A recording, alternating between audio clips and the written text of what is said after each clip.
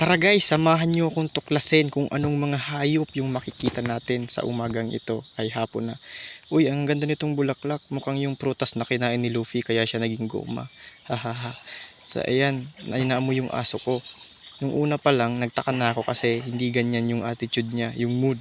Tapos biglang may tumalon sa ilog. Boom! Ayan, tingnan natin kung ano yung nagtatagong yan. Yun, akala ko buaya guys. Ayan, nakikita nyo ba siya guys?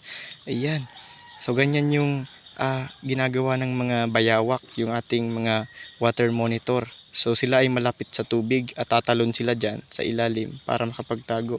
Sila ay kumukontrol ng mga nabubulok at mga patay na hayop dito sa gubat, kaya ingatan natin itong mumunting dinosaur na to. Roar! T-Rex. So ganyan talaga siya guys, nakikiramdam lang yan, pero pag binitawan ko yan, takbo yan.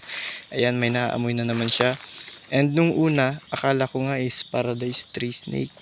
Tapos nung dinampot ko, aray, binigyan niya ako ng matamis na halik, sana all. Isa pala siyang bronzeback guys, Luzon bronzeback. So akala ko talaga paradise kasi yung kulay niya, oh, tingnan nyo naman, parang bakal yung kulay. Tapos mabibilis talaga to. Kaya dapat mailap. And may nakita tayong maliit na northern triangle. So non-venomous din to, gaya nung nauna nating nakitang bronzeback. Ay, nawala. Araw-araw sipag lang. Sipag lang. So, after that, nakakita tayo ng nagkakadol na millipede, sana all. Ayan, nagtatago pa sila dyan. So, ito nga pala yung drone ko nung bata ko. Hehehe. Yung tutubi. Eh, may duwende guys.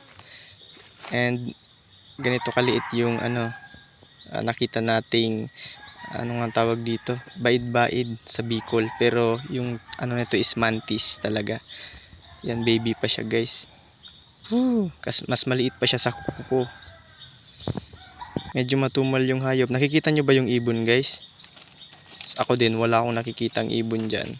Kala ko nga meron. So, hapon na guys, uwi na ako. Nagugutom na ako eh. Bye bye, salamat.